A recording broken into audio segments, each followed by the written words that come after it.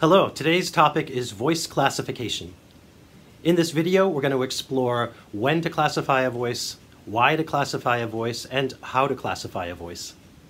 If you're watching this, you're likely a voice teacher or a singer or a choir director just looking for opinions on voice classification. Beginning with choral designations of voice parts. If you're directing, say, a middle school or high school choir or even undergrad, keep in mind that young voices are mostly middle voices. They don't have a particularly high range or a particularly low range. They've got a solid middle. And if we go with the traditional choir designations of soprano, alto, tenor, or bass, soprano is particularly high, alto can be particularly low, tenor can be particularly high, and bass can be particularly low. And so this can be really tricky for young singers. If you're singing soprano or tenor, you're going to likely see some reaching and voices are going to get very tired after rehearsal. If you're singing alto or bass, you're likely going to be pushing down and trying to create notes that you may not actually have. So this is really tricky, and I think as choir directors, you have to be really creative in how you deal with this. And there are several options. You know, one is not just doing 4-part music, doing 3-part music, doing 5-part music. If you have someone singing soprano on one piece, move them to alto on the next piece. You can also rewrite lines so that they're not exactly what's written, but that you can dip into someone else's voice part and then go back to your own voice part as long as it's covered by one of the voices. My advice to choir directors would be take your time when you're doing voice placements or voice auditions.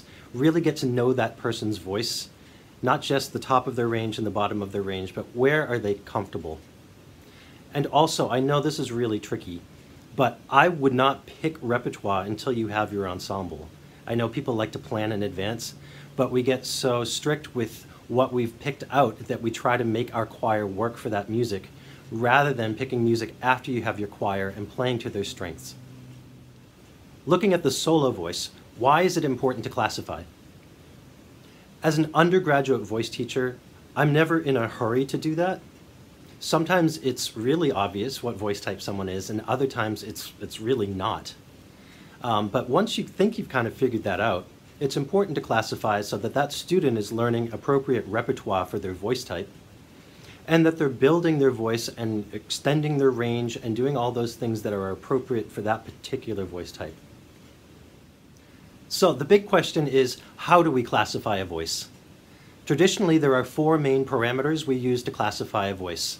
The problem with this is that once someone's technique improves, these parameters can change dramatically, which is why we shouldn't be in a hurry to classify a voice because things are just going to change. The first parameter would be range. How high, how low can someone sing? Does it fit in a soprano category? Does it fit in a tenor category or a baritone category or a mezzo category? And this can absolutely change over time. The second parameter is going to be timbre. What is the color of someone's voice? Is it dark? Is it bright? Is it twangy? Is it hooty? So there's all sorts of categories that we kind of immediately associate with a voice type. So we hear a dark voice and we say, oh, they're a baritone or they're a mezzo. That's not always the case, but it is a parameter we use.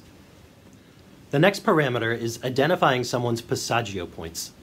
And if you go back to the previous 2 videos on male vocal registers and female vocal registers, I talk quite a bit about that.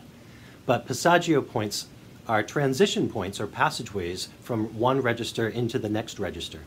And each voice type has specific Passagio points.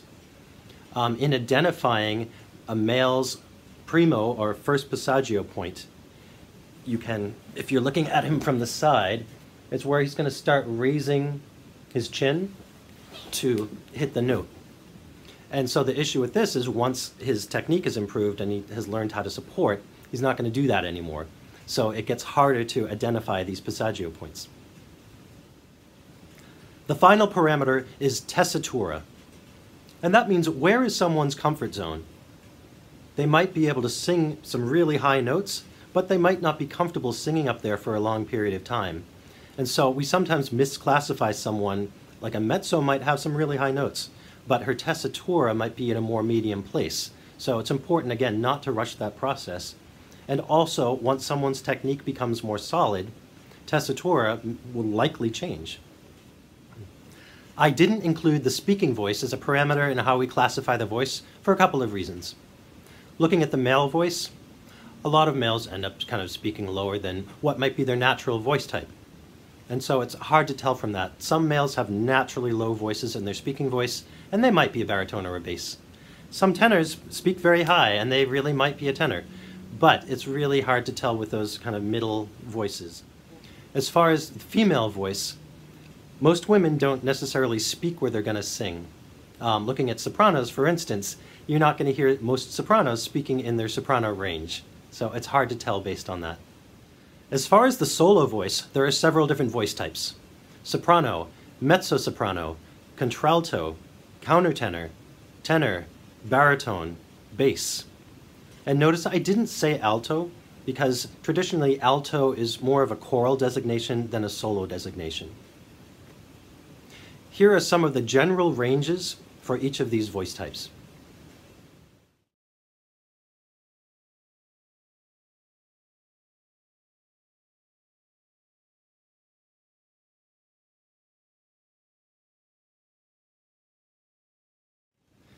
When we're classifying a voice, it's really important to remember that not everyone singing the same voice part is going to sound alike.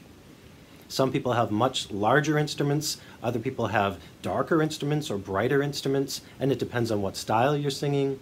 But there are some very dark sopranos.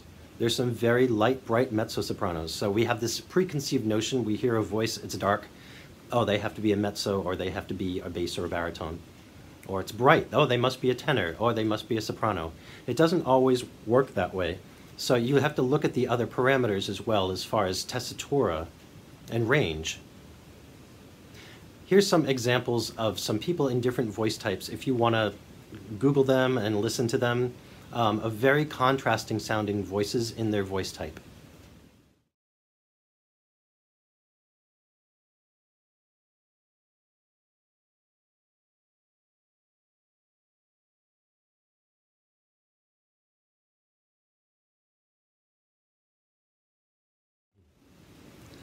There's also a preconceived notion that all female belters are mezzo-sopranos, and that's quite often not the case. There are many famous sopranos who are belters. Here's a list of some of them.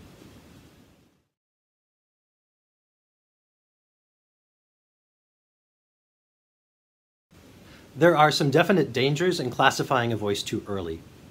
If someone is consistently singing too high or too low in their range, they're going to develop some really bad habits, and they're going to get fatigued and possibly lose their voice after lessons and rehearsals, and it's going to affect their self-esteem. It's important, just take your time, work on someone's middle voice, and then start branching out higher and lower and see where their voice naturally wants to go. There are lots of voices that are tweeners. They're between voice types, and it's not totally obvious which voice type they are. And so we can't rush that process. If I'm confused if someone's a baritone or a tenor, I'm going to give them mostly baritone repertoire, and I might give them a tenor piece and see how that goes. And once their technique improves, their voice might decide to go up, but it might not. So it's important to do that in a slow way. There are many singing voices that don't fit the traditional mold. I'm a good example of that. In my undergrad, I studied as a baritone. My master's I studied as a baritone, and my doctorate I studied as a tenor. And my teachers were always confused because I had the timbre of a tenor and the range of a baritone. And to this day, that is still the case. And I've built a successful singing career despite that, and I was just creative in how I did that. I went into early music, medieval, Renaissance, and Baroque, because a lot of that music suited my particular voice. And I tried to not make it something that it wasn't. I tried not to go into a particular field of singing that wasn't suited to my own voice. Finally, as a singer, how do you feel after you practiced? Is your voice tired, or does it feel strong and healthy? If it feels exhausted after each time you practice, it might be a technical issue, or you might be singing generally too high or too low for your voice. As a choir director or a voice teacher, check in with your students and ask them how they feel. They might be embarrassed to tell you that their voice just really is exhausted. And as a choir director especially, if students are not getting individual one-on-one instruction, they really might struggle to be singing in their voice type. Particularly the higher voices, sopranos and tenors, might really struggle, and they could benefit from some solo instruction. Thank you so much for watching. Please subscribe to my YouTube channel and stay tuned for the next chapter on range extension.